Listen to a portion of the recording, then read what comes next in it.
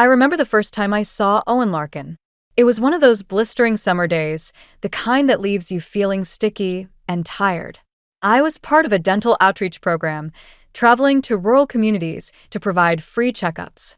We were set up in a small town hall, the smell of antiseptic mingling with the earthy scent of hay and soil that drifted in through the open windows.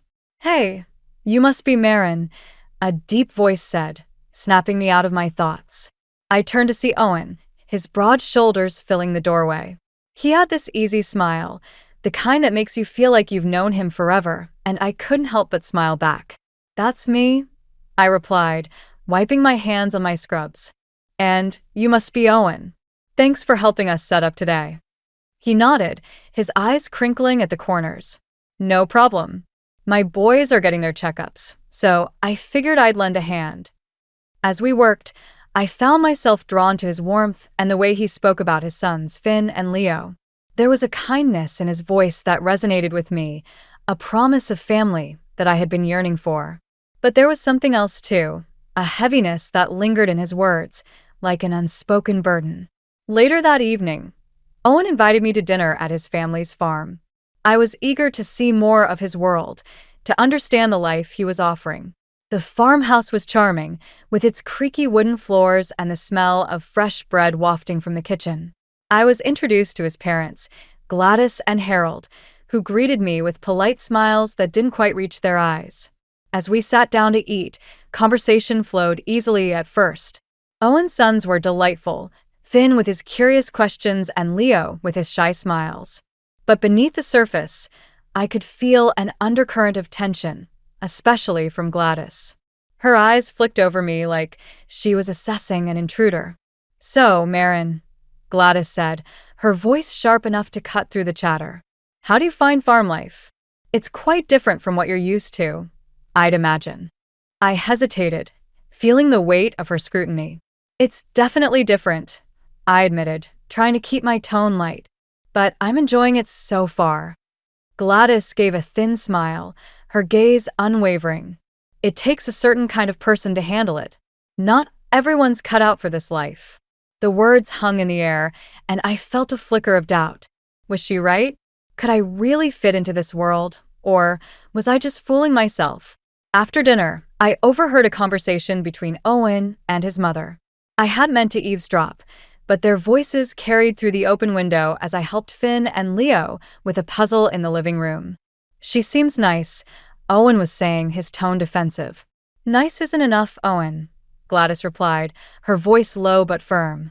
"This isn't just about you. It's about the farm, the boys. We don't need someone who'll run at the first sign of trouble." I felt a chill run down my spine. Her words were like a slap in the face, a reminder of the uncertainty that loomed over everything. My heart ached with the desire to belong, to prove that I could be part of their family. But now, doubt had crept in, whispering that I might never be enough. That night, as I lay in bed, I couldn't shake the feeling of unease. Owen had seemed oblivious to his mother's concerns, but I couldn't ignore them. Was I really ready to give up my career, my life, for a chance at something that might never be mine? I stared at the ceiling, the shadows shifting in the moonlight. The promise of family had drawn me in, but now it felt like a fragile dream, one that could shatter with the slightest touch. I wanted to believe in it, to fight for it, but the path ahead was uncertain, and I wasn't sure I had the strength to walk it alone. As sleep finally claimed me, I knew one thing for sure. Things were about to change, and I had to be ready for whatever came next. Little did I know, the seeds of doubt planted that night would grow into something much more complicated, setting me on a path I never expected to walk. Life on the farm turned out to be a lot harder than I'd imagined. The days started before the sun was even up, with the rooster's crow acting as my alarm clock. I'd stumble out of bed, still half asleep, and dive into a never-ending list of chores.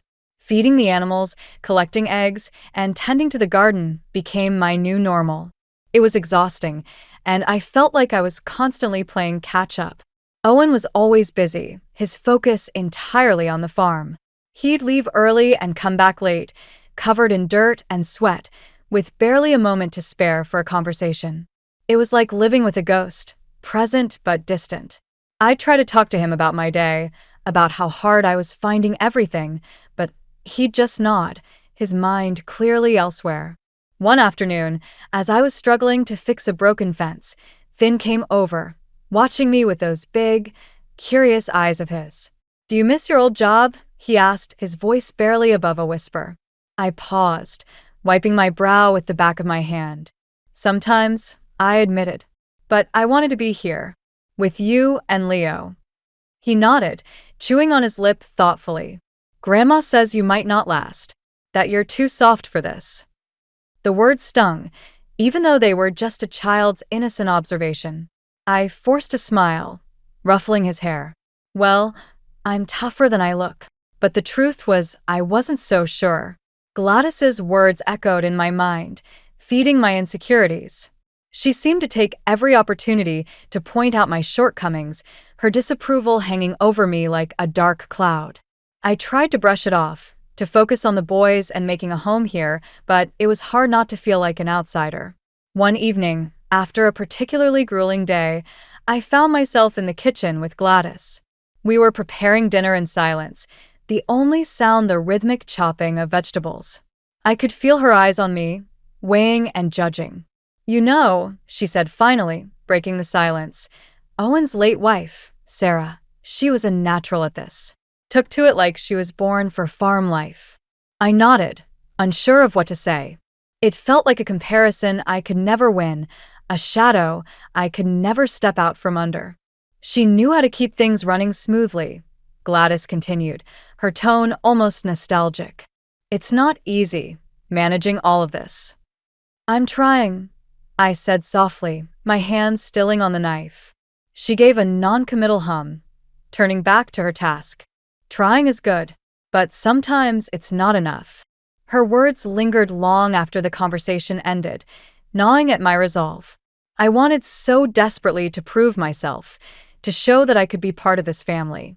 But with every passing day, it felt like I was slipping further away from that goal. A few days later, something happened that shifted everything. I was in the barn, struggling to stack hay bales, when I overheard Owen talking to his father, Harold. Their voices were low, but the barn was quiet enough for me to catch snippets of their conversation. "She's not cut out for this, Dad," Owen was saying, frustration evident in his tone. "I don't know if she can handle it." Harold grunted, the sound of him shifting his weight audible. "You chose her son. But maybe it's time to rethink things. The farm needs someone strong." My heart sank. It was one thing to face Gladys's criticism, but hearing Owen's doubts cut deeper than I expected. I wanted to confront him, to demand to know if he really felt that way, but fear held me back. What if he agreed with his father? What if I wasn't enough? Instead of confronting him, I threw myself into the work, determined to prove them wrong. But it was like trying to fill a bottomless pit.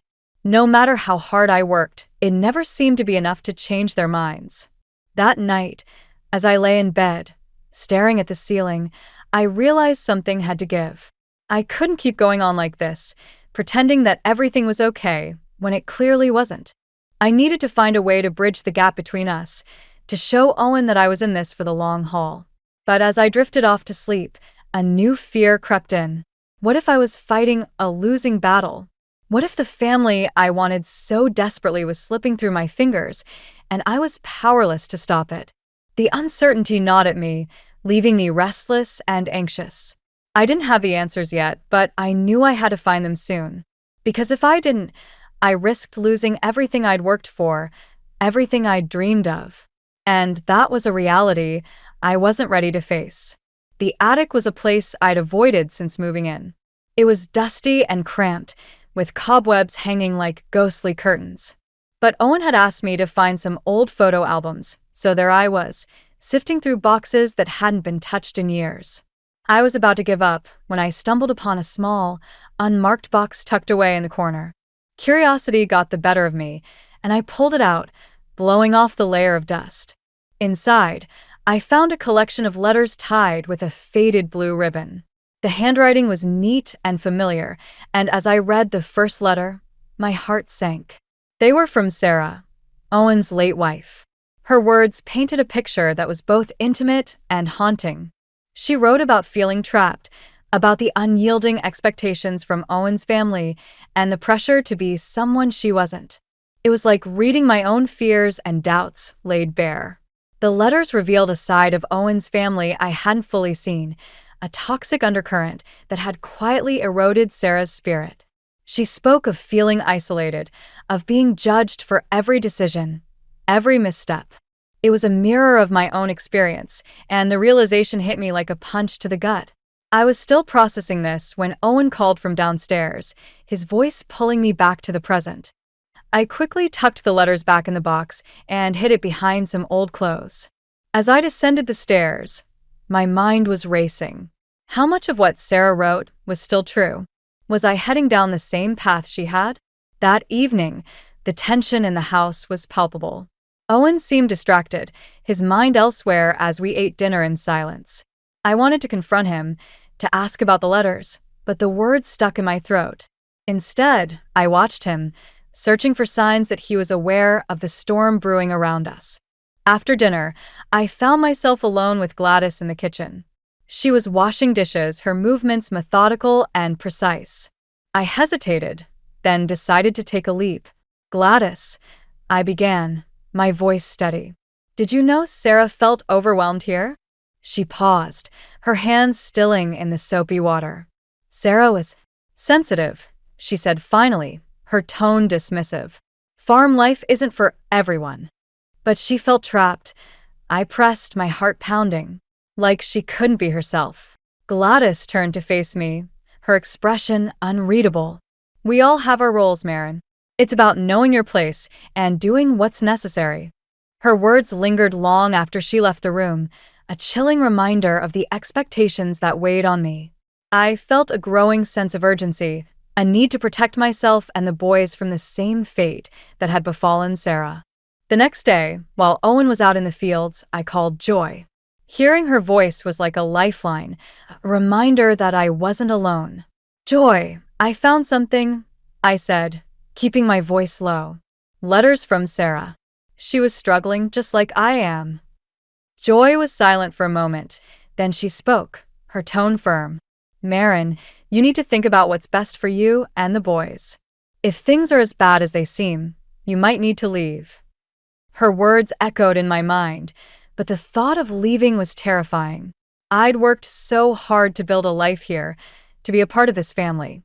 But now, I wasn't sure if it was worth the cost.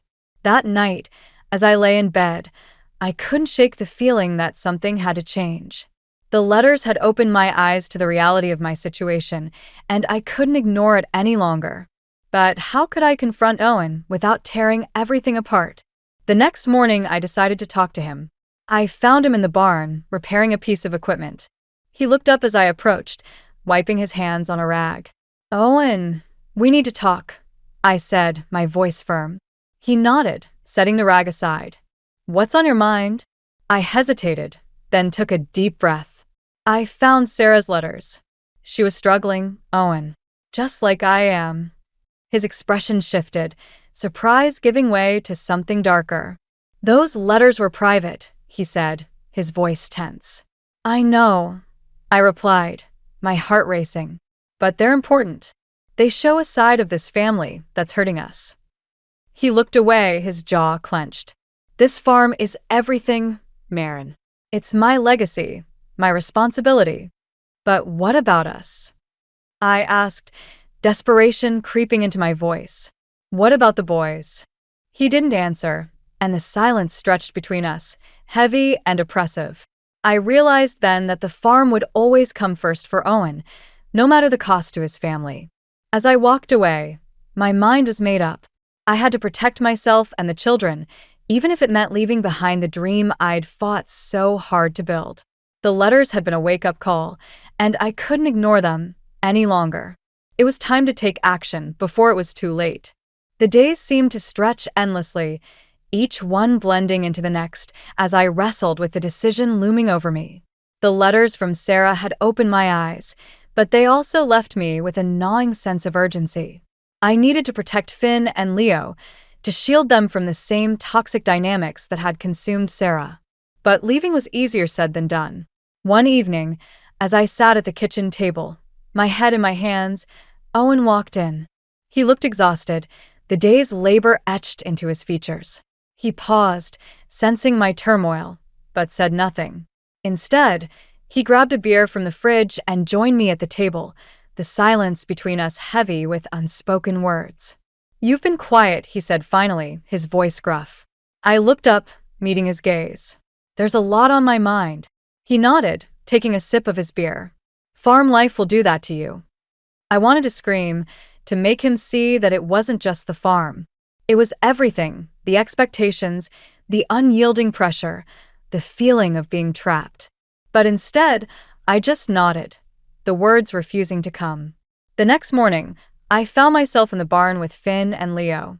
They were playing with a litter of kittens, their laughter a balm to my frayed nerves. Watching them, I felt a fierce protectiveness surge through me. I couldn't let them grow up under the same shadow that had suffocated Sarah. "Mom," Finn said suddenly, using the word he'd started calling me, though it still felt new and fragile. "Why are you sad?" I crouched down, pulling him into a hug. "I'm not sad, sweetie. Just thinking." He looked up at me, his eyes wise beyond his years. "About leaving?" The question caught me off guard, and I hesitated. "Why do you ask that?" He shrugged, glancing at Leo. "We heard you talking to Grandma. She said you might not stay." My heart clenched. Gladys's meddling was more insidious than I'd realized.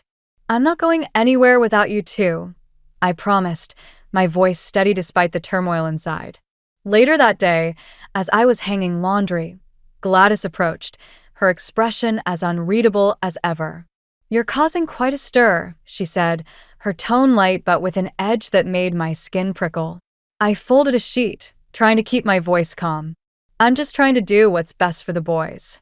She smiled, but it didn't reach her eyes. "The farm is what's best for them. It's their legacy." "Maybe," I replied, meeting her gaze. "But they deserve to choose their own path." Her eyes narrowed slightly, a flicker of something dark passing through them. "You're not the first to think you know better."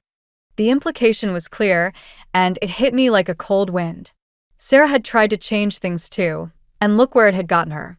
But I wasn't Sarah, and I refused to let history repeat itself. That night, as I lay in bed, my thoughts churned. I knew I had to act, but the weight of the decision felt like a mountain pressing down on me. I needed to talk to Owen, to make him see what was at stake. The opportunity came sooner than I expected. The next morning, Owen announced that he was considering pulling Finn from school to help more on the farm. The words hung in the air like a death knell, and I felt something inside me snap. "Owen, we need to talk," I said, my voice stronger than I felt. He looked at me, confusion etched on his face. "About what?" "About the boys, about us," I replied, my heart pounding. "This isn't working." He frowned, setting down his coffee. "What do you mean?" I took a deep breath, forcing myself to speak the truth. "I found Sarah's letters, Owen. She was struggling just like I am. This farm, your family, it's suffocating." His face hardened, a wall going up between us. "Sarah had her issues. And so do I." I shot back, my voice rising. "But this isn't about me or her. It's about Finn and Leo. They deserve better." He stood, his chair scraping against the floor. "You think taking them away is better?" "I think giving them a choice is better," I said, meeting his gaze. "They shouldn't have to live with this pressure." The silence that followed was deafening, and I realized I'd crossed a line. But I couldn't back down now. The stakes were too high, and the boys' future hung in the balance. As Owen turned and walked away, I knew the time for waiting was over. I had to act, to protect the children and myself from a life that would only lead to more heartache. The decision was made, and there was no turning back. The only question was how and when. And deep down, I knew the answer was sooner rather than later. The morning started like any other, with the sun barely peeking over the horizon as I dragged myself out of bed. My body felt heavy, weighed down by the decisions I knew I had to make. I moved through the house like a ghost, my mind racing with thoughts of the future and the uncertainty that lay ahead. I found Owen in the kitchen, already dressed and ready for the day. He glanced up as I entered, his expression unreadable. "We need to talk," I said, trying to keep my voice steady. He nodded, setting down his coffee cup. "About what?" "About Finn and Leo," I replied, my heart pounding. "And about us." His eyes narrowed slightly, a flicker of irritation crossing his face. "What about them?" "I don't think pulling Finn from school is the right decision," I said, choosing my words carefully. "He needs to be with other kids to learn and grow." Owen sighed, running a hand through his hair. "The farm needs him, Marin. We all have to pitch in." "But at what cost?" I asked, my voice rising. "He's just a child, Owen. He deserves a childhood." He shook his head, his expression hardening. "This is his legacy. He needs to understand that." The conversation was going nowhere, and I could feel the frustration building inside me. I wanted to make him see, to understand that this wasn't just about the farm. But the wall between us felt insurmountable. Later that day, as I was tending to the garden, Gladys approached. Her presence was like a shadow, always lurking just out of sight. "Owen tells me you're causing trouble again," she said, her voice laced with disapproval. "I'm trying to do what's best for the boys," I replied, not bothering to hide my frustration. She gave a small, dismissive laugh. "You think you know better than us? This farm has been in the family for generations. It's not something you can just walk away from." I straightened, meeting her gaze. "Maybe it's time for change. For the boys' sake." Her eyes flashed, and for a moment, I saw something like fear in them. "You're playing a dangerous game, Marin." The words were a warning, and they lingered in my mind long after she walked away. I knew I was pushing boundaries, challenging the status quo in a way that hadn't been done before. But I couldn't ignore the feeling that I was running out of time. That evening, as I sat in the living room with Finn and Leo, the weight of my decision pressed down on me. I watched them play, their laughter a bittersweet reminder of what I stood to lose. I couldn't let them grow up in an environment that stifled their potential, that forced them into roles they didn't choose. The next day, I received a call from Joy. Her voice was a lifeline, a reminder that I wasn't alone in this fight. "Marin, I've been thinking," she said, her tone cautious. "If you need a place to stay, my door is always open." Her offer was tempting, a glimmer of hope in the darkness. But the thought of leaving, of uprooting the boys from the only home they'd known, was terrifying. "I don't know if I can do it," I admitted, my voice barely above a whisper. "You have to think about what's best for you and the children," Joy replied gently. "Sometimes that means making tough choices." Her words echoed in my mind, and I knew she was right. I couldn't keep pretending that everything would work out if I just stayed the course. The time for action was now, before the situation became even more untenable. That night, I lay awake, staring at the ceiling as the house creaked and settled around me. I knew what I had to do, but the thought of actually doing it filled me with dread. I was on the brink of a decision that would change everything, and there was no turning back. The following morning, as I was preparing breakfast, Owen walked in, his expression tense. "We need to talk," he said, echoing my words from days before. I nodded, bracing myself for the confrontation. "Okay. I've been thinking about what you said," he began, his tone guarded. "About the boys." "And?" I prompted, my heart in my throat. He hesitated, a flicker of uncertainty crossing his face. "Maybe you're right. Maybe they need more than just the farm." The admission was unexpected, a crack in the facade that had kept us apart. But before I could respond, Gladys entered the room, her presence like a cold wind. "You're not seriously considering this, are you?" she demanded, her voice sharp. Owen glanced at her, then back at me, his resolve wavering. "I don't know," he admitted, his voice barely audible. The moment of vulnerability was gone, replaced by the familiar tension that had become our norm. I realized then that I couldn't rely on Owen to make the right choice, not with his mother's influence looming over him. As I watched them argue, I felt a sense of clarity wash over me. I couldn't wait for Owen to change, to see things my way. I had to take matters into my own hands for the sake of my children and the future I wanted for them. The decision was made, and I knew what I had to do. It was time to leave, to build a new life where the boys could thrive, free from the shadows of the past. And this time, I wouldn't let anything stand in my way. The morning air was crisp, a stark contrast to the turmoil brewing inside me. I had spent the night tossing and turning, my mind a battlefield of fear and determination. I knew what I had to do, but the path ahead seemed fraught with obstacles and uncertainty. I found Owen in the barn, his back turned as he worked on repairing a piece of equipment. The sight of him, so absorbed in the farm, only fueled my resolve. I approached, my footsteps barely audible over the rustle of hay. "We need to talk," I said, my voice barely above a whisper. He turned, wiping grease from his hands. "What is it, Marin?" I took a deep breath, the words tumbling out before I could stop them. "I'm leaving, Owen. I'm taking the boys."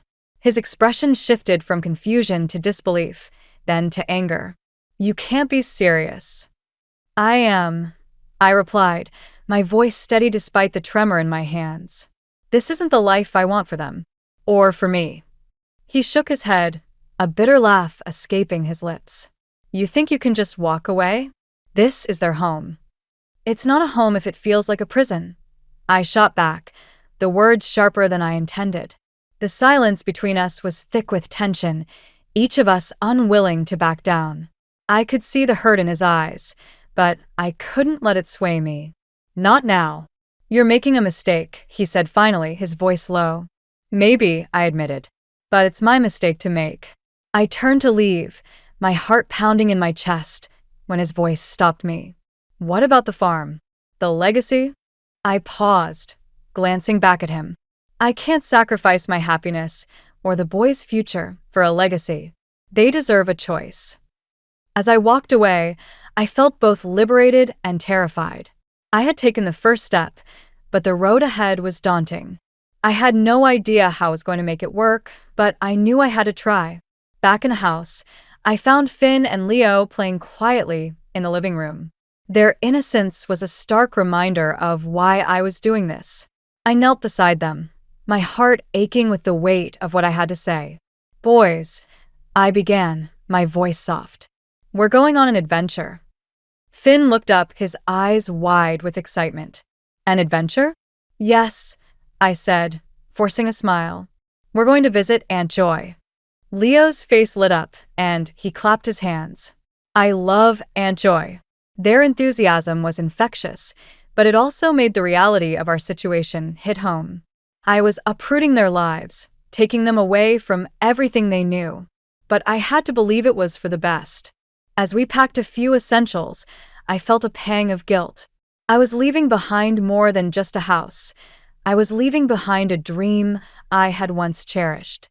But dreams change, and mine had become a nightmare. Just as we were about to leave, Gladys appeared, her expression a mix of disbelief and disdain. "You're really going through with this?" I nodded, my resolve unshaken. "I have to." She shook her head, her eyes cold.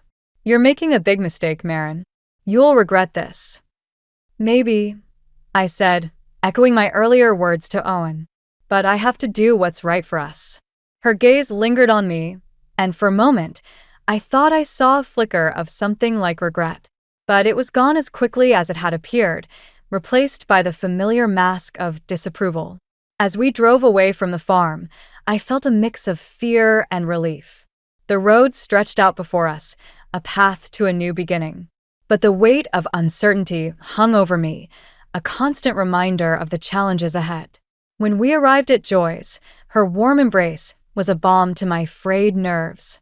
She welcomed us with open arms, her home a sanctuary from the storm we'd left behind. "You did the right thing," she assured me, her voice a steady anchor. I nodded, though doubt still lingered in the back of my mind. "I hope so." As the boys settled in, I felt a glimmer of hope. We were safe, for now, but the future was still uncertain. I knew Owen wouldn't let us go easily, and the thought of what might come next filled me with dread. But for the first time in a long time, I felt a sense of agency over my life. I was no longer a passive participant in my own story. I was writing a new chapter, one where I could build a life on my own terms. The journey ahead would be difficult, and I couldn't predict what challenges we might face. But I was ready to fight for the life I wanted for myself and for the boys. And that, I realized, was the first step toward true freedom. The city buzzed with life, a stark contrast to the quiet isolation of the farm. It was a new world, filled with possibilities, but also uncertainties. Joy's apartment was a refuge, a sanctuary where the boys and I could begin to heal. But even here, the shadows of the past lingered, a reminder that our journey was far from over. I was in the kitchen, trying to focus on making dinner while the boys played in the living room. My mind kept drifting back to the farm, to the confrontation with Owen and the look in his eyes when I told him we were leaving. It was a mix of disbelief and betrayal, emotions that mirrored my own. Joy entered, her presence a calming balm. "How are you holding up?" she asked, her voice gentle. I shrugged, trying to muster a smile. "Better, I think. It's just a lot to process." She nodded, understanding in her eyes. "You've been through so much, Marin, but you're stronger than you know." I wanted to believe her, but the weight of what I'd done was still heavy on my shoulders. I was about to respond when the doorbell rang, its chimes slicing through the air like a warning. Joy exchanged a glance with me, her expression suddenly tense. "I'll get it," she said, moving toward the door. My heart pounded in my chest as I watched her open it, revealing Owen standing on the threshold. He looked different, the usual confidence in his stance replaced by something more vulnerable. "Marin," he said, his voice a mixture of relief and desperation. "We need to talk." I hesitated, glancing at Joy. She gave me a small nod, a silent reassurance that I wasn't alone in this. "Okay," I said finally, stepping forward. "Let's talk."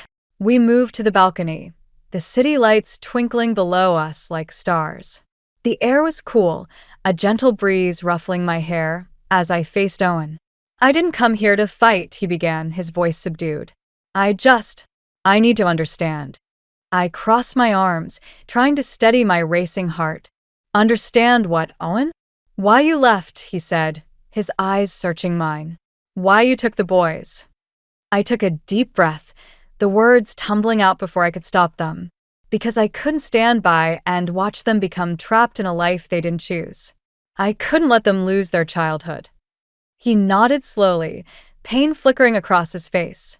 "I thought I was doing what was best for them. For us." "I know you did," I replied, my voice softening. "But sometimes, what's best for the farm isn't what's best for the family." He looked away, the weight of my words settling between us. "I didn't see it. Not until you left." I felt a pang of sympathy, but I couldn't let it sway me. "Owen," I found Sarah's letters. She felt the same way, and it destroyed her. He flinched, the mention of his late wife a sharp reminder of the past. "I didn't know," he admitted, his voice barely audible. "I didn't know she was so unhappy." We stood in silence, the city noise a distant hum. I could see the struggle in his eyes, the realization that he had been blind to the pain around him. "I'm sorry," he said finally, his voice breaking. "I'm sorry for everything." The apology hung in the air, a fragile offering of peace. I wanted to accept it, to believe that things could change, but the scars were still too fresh. "I need to do what's right for the boys," I said, my voice firm. "They deserve a chance to find their own path." He nodded, a flicker of understanding in his eyes. "And what about us?" I hesitated, the question catching me off guard. "I don't know," I admitted. "I need time to figure that out." He reached out, his hand brushing mine. "I just want you to be happy, Marin, whatever that means." The sincerity in his voice was unexpected, a reminder that beneath the layers of tradition and expectation, there was still the man I had once cared for. "Thank you," I said, squeezing his hand. "I hope you find happiness too." As he turned to leave, I felt a sense of closure, a chapter ending as a new one began. The confrontation had been painful, but it was necessary. It had forced us both to confront the truths we'd been avoiding, to face the reality of our choices. Back inside, Joy was waiting, her expression a mix of concern and relief. How did it go? I smiled, the tension in my shoulders easing. Better than I expected. She nodded, pulling me into a hug. You did the right thing, Marin. You're on your way to finding peace. As I sat with the boys, watching their carefree laughter, I realized she was right. The road ahead was still uncertain, but I was no longer afraid. I had faced my fears and come out stronger, ready to embrace whatever the future held. And for the first time, I felt a glimmer of hope that everything would be okay. Life in the city slowly began to feel like home. The boys settled into their new school, their laughter echoing through Joy's apartment as they shared stories of their day. Watching them thrive was a balm to my soul, a confirmation that I'd made the right choice. I found work at a local dental clinic, the familiar routine grounding me in this new chapter of life. The days were busy, but they were filled with a sense of purpose I hadn't felt in a long time. I was building something new, something that belonged entirely to us. One afternoon, as I was leaving the clinic, I spotted a familiar figure waiting outside. It was Owen, his posture more relaxed than I'd ever seen.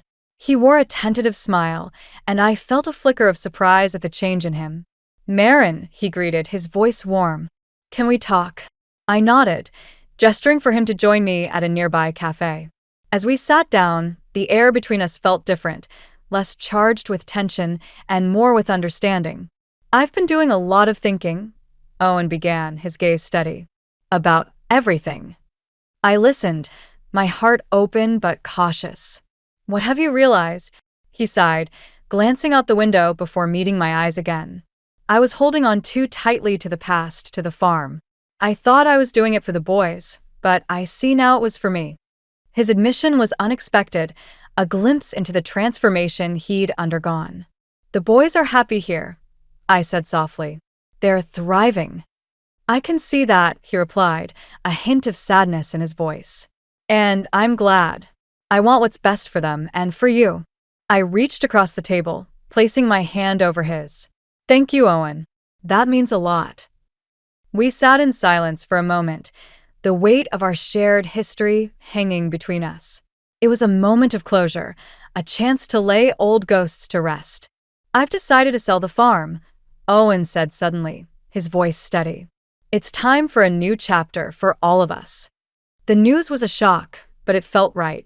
The farm had been a source of both joy and pain, and letting it go was a step toward healing. What will you do? I asked, genuinely curious. He shrugged, a small smile playing on his lips. Maybe travel, see what else is out there. I've been so focused on the farm, I've forgotten there's a whole world beyond it. I nodded, understanding all too well the need to explore new horizons. I think that's a great idea. As we parted ways, I felt a sense of peace settle over me. We were both moving forward, each on our own path, but connected by the shared love for Finn and Leo. Back at Joy's, the boys were waiting, eager to share their latest adventures. I listened, my heart full as I watched them, their joy infectious. Later that evening, Joy and I sat on the balcony, the city lights twinkling around us. You seem lighter, she observed, her tone teasing. I laughed, the sound genuine. I feel lighter. It's like a weight has been lifted. She nodded, her expression thoughtful. You've come a long way, Marin. I'm proud of you. Her words warmed me, a reminder of the strength I'd found within myself. I had faced my fears, confronted the past, and emerged stronger for it. As the night deepened, I reflected on the journey that had brought me here. It had been filled with challenges and heartache, but it had also taught me the true meaning of family and the importance of standing up for what I believed in. The future was still uncertain, but I was ready to embrace it, confident in the knowledge that I had the strength to face whatever came next. The next morning, as I prepared breakfast, a letter arrived in the mail. It was from Owen, his handwriting familiar and comforting. Inside, he expressed his gratitude for the time we'd shared and his hopes for the future. It was a heartfelt apology, a promise to be there for the boys in whatever way they needed. I smiled, tucking the letter away. It was a reminder that healing was a journey, not a destination, and that forgiveness was a gift I could give myself. As I watched the boys play, their laughter filling the room, I knew we were going to be okay. We had found our place, and with it, the family I had always yearned for. The journey wasn't over, but it was one I was ready to continue, with love and hope guiding me forward. And that, I realized, was the greatest gift of all.